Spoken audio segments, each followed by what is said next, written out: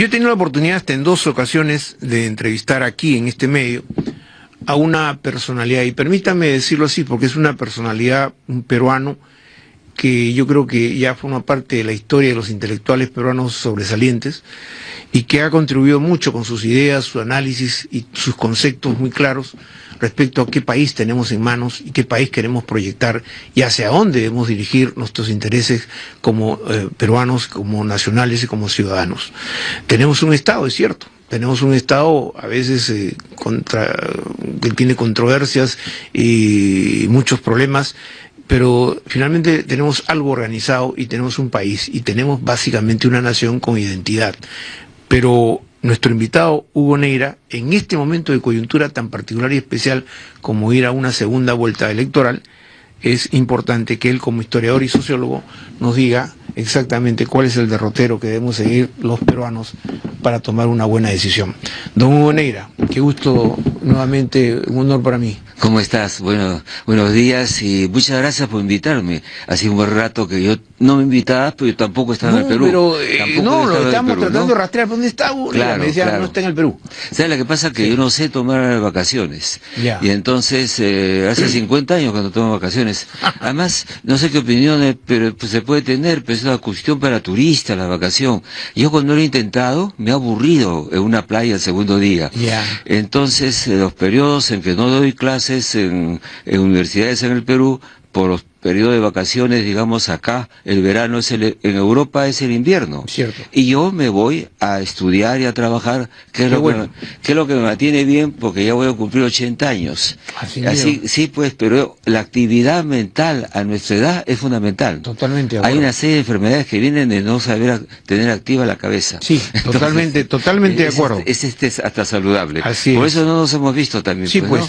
Pero ya que estamos ahora en este escenario y con lo que tenemos a puertas, ¿no? Que son estas enormes, vueltas muy importantes, muy complicadas, además muy complicadísima. Complejas, ¿no? Yo quería pedirle una primera visión integral dentro de lo que se pueda, dentro de su capacidad de síntesis, sí, de cómo cree que va a resultar este proceso. Un proceso que va a crear más polarización, un proceso que, si bien es cierto hay polarización ahora, podrá de alguna manera mejorar en el curso del próximo gobierno, cualquiera de los que resulte elegido.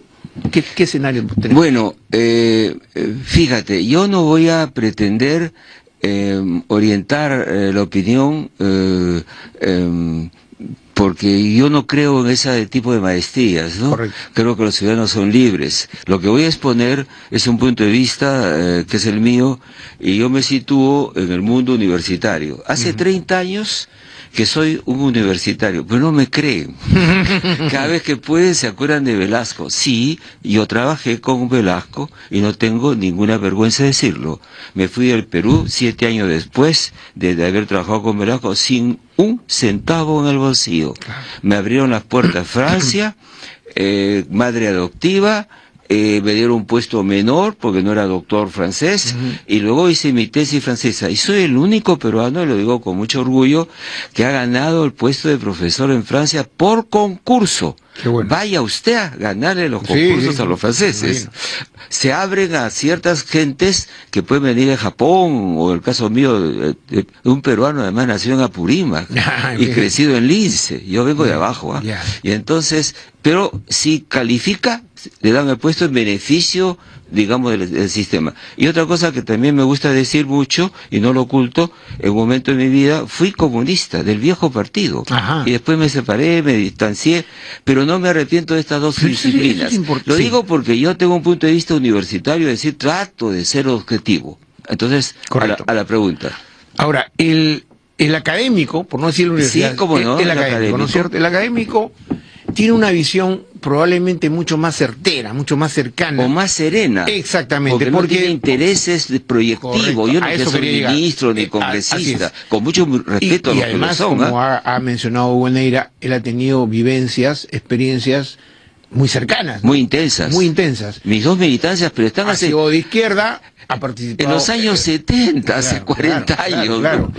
Evidentemente que el mundo ha cambiado. Pero el mundo Ha cambiado absolutamente tremendamente, porque impresionante. yo recuerdo que cuando empecé mi trabajo en la agencia ANSA, la agencia italiana, hace 40 y tantos años, yo transmitía mis informaciones a través de un famoso teletipo, que era una cintita que había que llenarla de huequitos para Sí. que esa noticia llegara, ¿no?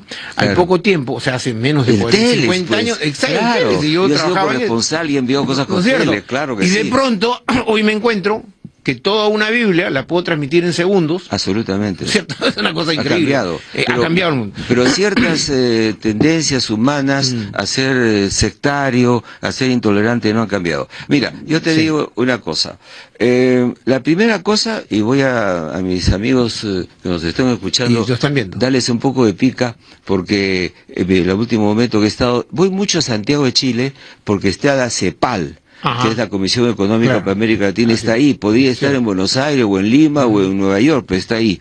Y yo soy sociólogo y en vez de ir a Nicaragua estudio los trabajos que hay sobre Nicaragua en la CEPAL. Gano tiempo. Voy a decirles algo que es importante que lo sepan. Nosotros tenemos con Sendero Luminoso, los peruanos, y con el gobierno de Fujimori y también con el primer gobierno de Alan García, unos atoramientos, no terminamos de digerirlos. Y quiero contarles cómo es, lo hubiera traído brevemente, ¿no? Porque hay otras preguntas y desarrollemos esto, y con la mayor sinceridad, cómo es un libro de historia en los colegios de Chile, porque ellos han tenido también sus dictaduras Así y sus es. accidentes. En un libro de historia que los jóvenes chilenos leen, tienen Allende, el presidente Allende. ¿Y qué sale? Lo bueno de Allende y lo malo de Allende, sin entrar en detalles. Ya. Y luego los alumnos razonan ante estos hechos porque nadie tiene la posesión de la verdad, y entonces está el discurso de Allende por un lado y las razones por las que Pinochet dio el golpe. Pinochet, en los colegios, en los liceos, lo bueno del general Pinochet, porque dio el golpe, que hizo, volvió a la economía chilena, a la economía liberal, persiguió gente, pasó tales cosas, tal número de muertos, tal número de desaparecidos y tal número de chilenos que se tuvieron que ir. Bueno y malo, bueno y malo. Nosotros no tenemos ningún texto para comenzar la historia del Perú en la que hagamos con objetividad y neutralmente un análisis racional de lo que nos ha pasado en el Perú. Tendríamos que tenerlo sobre Ismael Guzmán, sobre Sendero, tendríamos que tenerlo sobre Fujimori, y entonces eso evitaría... Y del golpe de los militares del 68. Y el golpe de en los las dos militares del fases. 68, Ajá. también, y el golpe de abril del 92, y explicar las razones del golpe y las otras razones que dieron para qué un golpe, en fin, los puntos de vista, y que eso se hace en todas partes. Mi querido amigo, ¿usted Sí. cree que los alemanes no conocen, que un joven alemán no conoce la historia de Alemania y de Hitler, Sí, y lo claro. que hicieron? No sabe. ¿Por qué a los jóvenes peruanos les han privado de esa información de su país? De tal manera que muchos jóvenes dicen, bueno, yo no sabía que pasó tal cosa. Sí. Y eso es terrible. Y no, digamos, no estamos hablando de épocas, digamos, de la Edad Media, históricas, pero de la Edad para Media, ellos- si estamos hablando de los hechos recientes. Fíjate el argumento que dice, yo no he vivido en esa época. Oiga, el joven, el señor alemán de hoy no ha vivido en la época de nazi. ¿Sabes qué pasa con eso? Sí. La culpabilidad la tiene la sociedad peruana, que mandan a sus hijos a colegios. Acá pasó algo, una catástrofe cultural que comenzó en los años 80 y tantos, desgraciadamente con el presidente Belaúnde, que era bastante ingenuo, se dejó hacer unas reformas de educación. Yo le pregunto a las gentes, ¿ustedes quieren que sus hijos se eduquen bien? Sí. ¿Cómo toleraron que el Estado le quitara a las escuelas la mitad del tiempo de trabajo? Y se contentaron, y lo digo públicamente, con la escuela solo a la mañana. Sí. ¿Usted le da a sus hijos de comer solamente al mediodía y no a la noche? Sí, pues. ¿Por qué desapareció? Ahí desapareció el curso de historia, de literatura, no la tienen, de física, de química. No O sea, hay cursos. y una para reforma, meter- una reforma aparentemente irracional. no, Claro, la única irracional, y solamente existe en el Perú. En todas partes, en secundaria, hablo de la secundaria, se enseñan cosas elementales a todo el mundo, tanto ciencias y humanidades. Y yo no veo hasta ahora en el programa de Keiko, ni en el programa de PPK, nada que ver con la educación y retomar los cursos que existen en otros países. Ahora, don Hugo Neira, a ver, yo evidentemente, como casi somos promoción. Sí, ¿no es cierto? En edad, ¿no es cierto? Casi yo todavía estoy por cumplir ya los 70 años, pero digamos, Se te ve muy bien. Es que sabemos ser sobrios, sí, pues, ¿no? Austeros. El asunto es que estamos haciendo un repaso de, por ejemplo, en este caso, la educación. Yo recuerdo haber estudiado mañana tarde en un colegio dominico, ¿no? Sí. Qué bien. Claro, Santo Tomás de No, Aquino. Melitón Carvajal. Pero yo estudiaba entonces somos mañana. Somos barcas. Exacto, y regresaba en la tarde y salía a las 5 de la tarde. Sí. No sé, era más o menos. Pero lo que está ocurriendo ahora con la educación, por ejemplo, porque lo que es importante es ver si lo que estamos haciendo ahora con la reforma educativa que se ha implementado. ¿Cuál reforma? No, pero bueno, lo que dice no, los pues, turno, hay que rebatir eso, hay que rebatir eso. No. A ver, no hay reforma, entonces. No hay reforma. ¿Qué se está haciendo? Nada.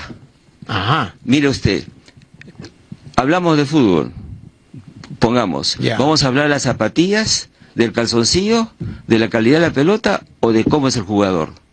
El jugador, ¿no? Claro. Bueno, de todo se habla menos de volver a los cursos normales que existen en Ecuador o en Bolivia, para no decir el resto del mundo. Acá han inventado una educación secundaria que no existe.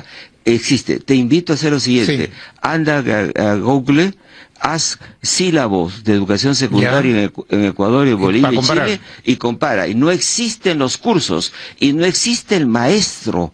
El que enseña, lo desaparecieron, es un intermediario, están mal de la cabeza. Entonces, ahora me has hecho otra pregunta, la bipolaridad. Yo creo que hay una campaña. Es normal las pullas, los enfrentamientos. En la política de los griegos es un enfrentamiento. Agón le llamaban, combate. Pero ellos tenían otro concepto, el logos. El logos es la razón. ¿Qué es razonable? Gane quien gane, me va a necesitar al otro. Supongamos que PPK gane. Él no tiene bancada. Necesitará que sus leyes, sus proyectos de ley, se los pase a la bancada para que lo apruebe. ¿Qué pasa un ejecutivo que no tiene un legislativo que lo apruebe? No puede hacer cosas dentro del Estado de Derecho. Le pasa a Correa, le pasa a otros, espero que no nos pase, que comienzan a pedir decretos especiales, porque no puede legislar con el legislativo. ¿Qué pasa con Keiko si gana? ¿No necesita PPK? Sí lo necesita. ¿Por qué? Porque si quiere hacer las reformas de segunda generación, que no hizo su padre, que no hizo ningún presidente, aunque tenga algunos amigos entre ellos, ninguno, esas que todo el mundo pide, que el 90% de peruanos pide, entonces necesita algo más grande que una mayoría.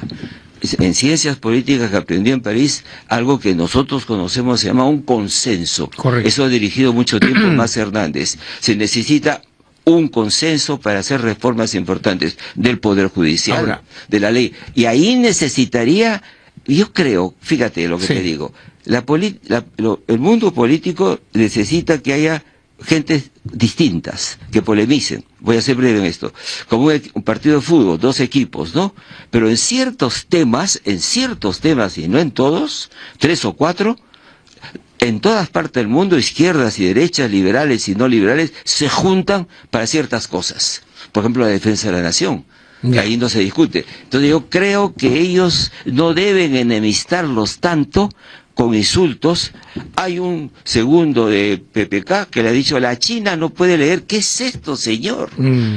¿Sabe lo que nos está pasando? Tenemos instituciones democráticas, pero no tenemos un estado de ánimo democrático. Una cultura. Una cultura democrática, es un comportamiento, talante democrático. Los gestos tienen mucho que ver en política. Por supuesto, los talantes que significa actitudes, respetos, no. Entonces, aquí nos falta sociedad no democrática con instituciones democráticas. Ahora bien, Hugo Neira, tomando en cuenta esto último, porque qué interesante es que va desarrollando nuestro invitado estas ideas con bastante genialidad, me lleva a preguntar, consenso, claro pues, pero hace años tenemos, por iniciativa de Max, de nuestro distinguido Max Hernández, el acuerdo nacional. Sí.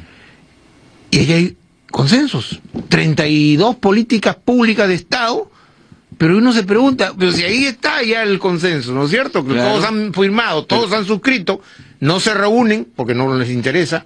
Entonces, ¿por qué tenemos que ahora buscar consenso cuando ya por supuestamente... Una razón, a ver. Porque no son legalmente ejecutables. Entonces, yo siempre digo que Mas Hernández, nosotros tenemos un sistema político muy avanzado, el más avanzado del planeta. ¿Por qué? Porque tenemos una segunda cámara de senadores compuesta por un solo senador, que es Mas Hernández. Ya. Entonces, tendríamos que tener, como en todas partes del mundo, una cámara de senadores. No venir con el cuentito, no queremos senadores ni cámara de senadores para que se duerman los viejitos. Claro, pero... sí. ¿Sabe usted por qué el Congreso está atorado de trabajo? Porque tiene demasiado trabajo por una sola cámara. Esa es una de las reformas que hay que hacer. Hay que tener una segunda cámara que se ocupa con más tranquilidad de ver las cosas. Fíjate, los países chiquitos, muy chiquitos, son los que son unicamerales en América Latina. Ya, pero eso nos lleva a plantear, perdón que le interrumpa, a plantear esta reforma política. Una reforma de la Constitución, un punto o dos, no cambiar todo. Ya, pero la reforma política entonces es importantísima. Con todos mis respetos, con Verónica Mendoza y la izquierda vamos a hacer una nueva Constitución. No, señor. No. Las constituciones se modifican en uno u otro artículo, y uno de ellos es, hay que tener una bicameralidad. Sí, señor, porque el Perú, por primera cosa, tiene 30 millones de habitantes. Somos un país extremadamente complejo, fragmentado en culturas distintas, en regiones diversas, que tiene que ver Cajamarca y Piura con Puno, por ejemplo. Entonces, con un país así hay que tener una cámara de senadores representativos de las regiones y otras cosas más para administrarnos. No nos podemos hacer una sola cámara. Cámara reflexiva, como se denomina, ¿no es cierto? Una cámara reflexiva. Por supuesto. Para no estar con esta famoso de los congresistas que aprueban una norma y después la tienen que ellos mismos derogar porque la hicieron mal. Así es. ¿No es cierto? Como la famosa ley Pulpín, dan marcha atrás. Y esta ley espantosa en la que como tú le hagas una broma a una persona importante, te pasas con lo que le pasa a Rafa León en este momento, claro. Yo protesto. ¿Y sabes qué? Se ha dado un paso bien riesgoso. Te voy a decir por qué. Parece que es un tema que tiene que ver con la libertad de expresión en los periodistas. No. Mañana un presidente de región, un alcalde, se siente fastidiado por un periodista, difamación.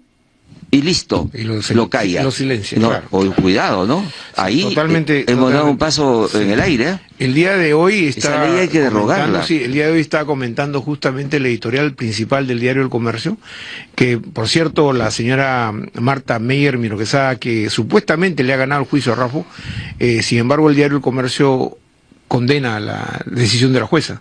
Lo condena, ¿no? Porque considera que hay un atentado abierto contra la libertad de expresión. Yo digo una cosa, y seguramente lo escuchará.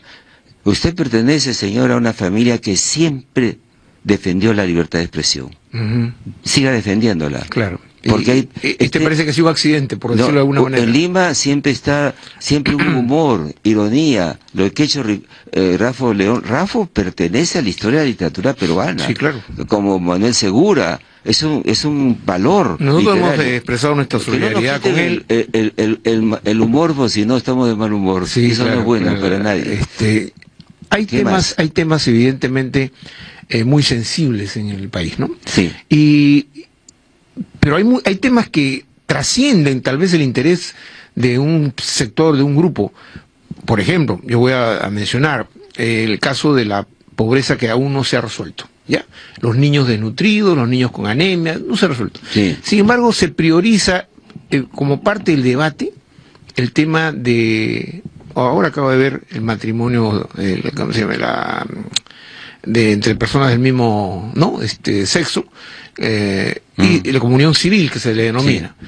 Entonces ponen eso y se debate eso cuando finalmente no creo que le interese al grueso de los peruanos. Sí, no creo. ¿No es cierto? No creo que le interese al grueso de los peruanos. No, hay otros problemas que resolver. Al peruano le interesa tener un trabajo estable, ¿no? Un trabajo no mediocre, sino Sí. un trabajo bien remunerado, le interesa tener agua, porque Claro que ¿no? sí, Y cuando yo vuelvo a cosas zonas, elementales. el que necesita agua, y necesita muchas otras, satisfacer muchas necesidades vitales Sí. para un ciudadano. Sí. ¿Por qué la clase política a veces se concentra en eso? Porque nos distraemos. Mira, aprovecha que estoy Sí. fresquito de Ya. no haber estado 4 meses.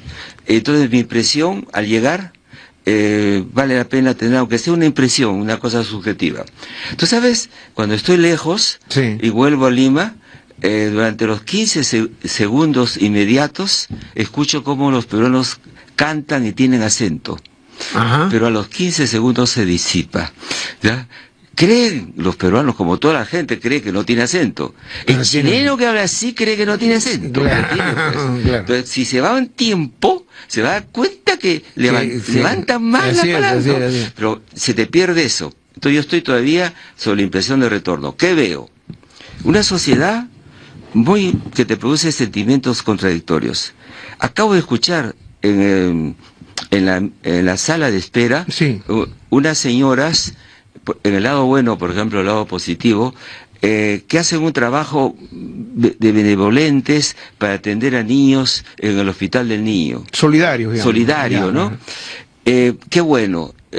Tú ves al mismo tiempo gentes trabajadoras, con una intensidad, con una fuerza, con una energía.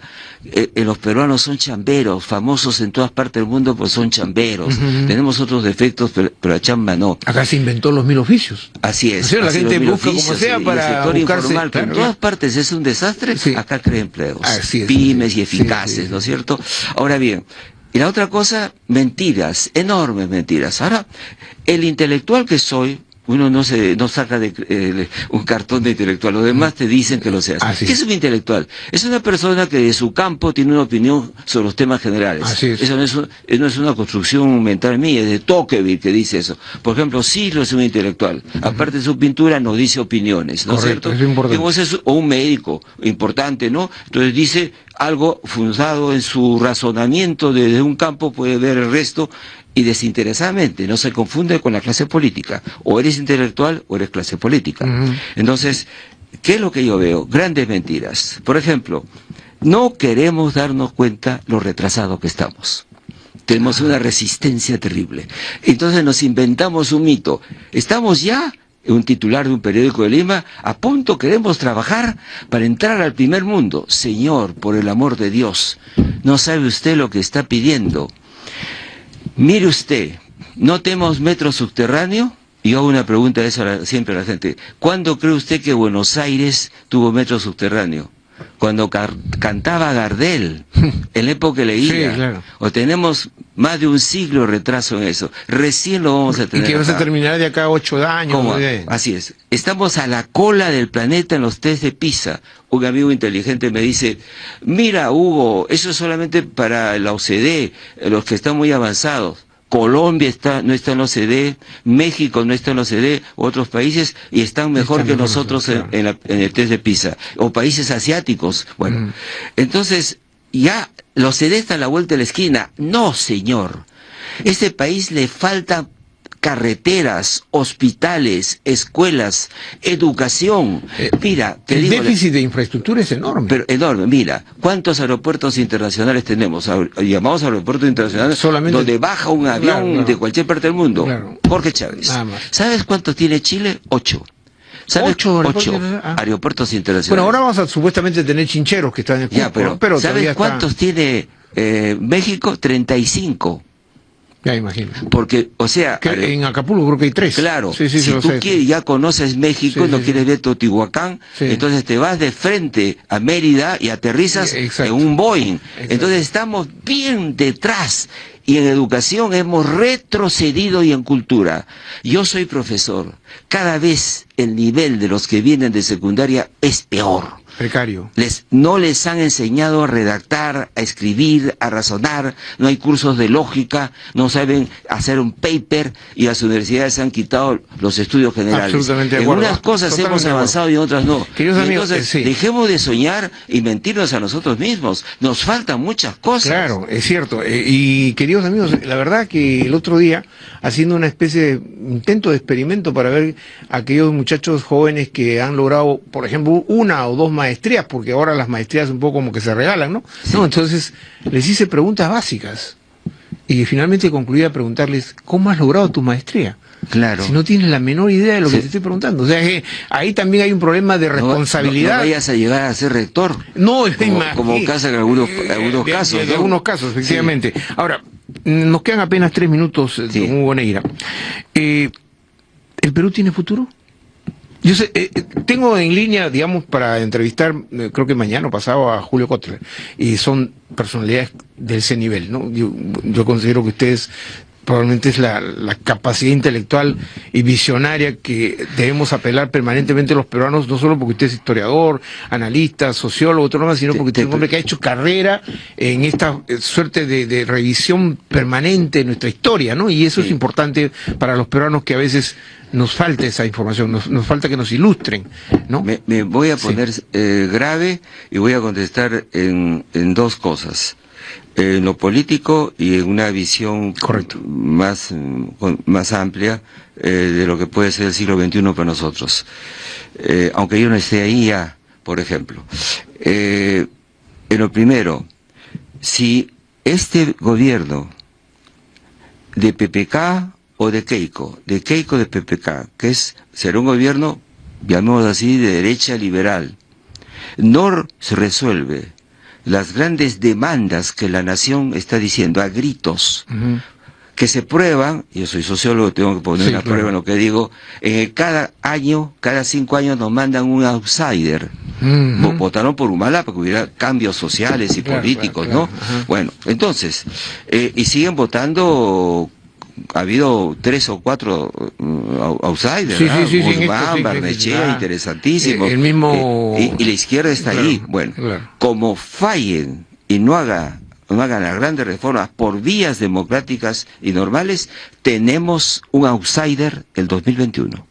Esta segunda vuelta no es solamente para terminar lo que ya comenzó, sino para preparar un país distinto, porque si no tenemos algo parecido a Ecuador. Y la otra cosa que te quiero decir, a la pregunta, ¿va a sobrevivir el Perú, la nación peruana que no se ha terminado de formar?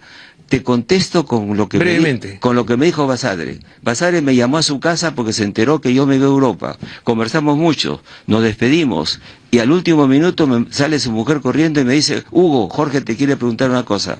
1970 y tanto. Y me dice: Basadre, usted se va y va a ver el siglo XXI. Yo no. Entonces yo le dije: señor, usted está en muy buen estado de salud, déjese tonterías, Hugo. Bien. Me dijo: yo no voy a ver el siglo XXI. Yo solo le hago una pregunta, usted va a estar, yo no. ¿El Perú sobrevivirá al siglo XXI? Me dio un manazo y me dejó con la pregunta. Y le dejo a usted y a todos ustedes que el Perú no está todavía construido ni como nación, ni como Estado, ni como democracia. De modo, pongámonos un poco serios y dejemos de pensar que el Perú es solamente una buena gastronomía de Machu Picchu. Nuevamente un honor conversar con usted.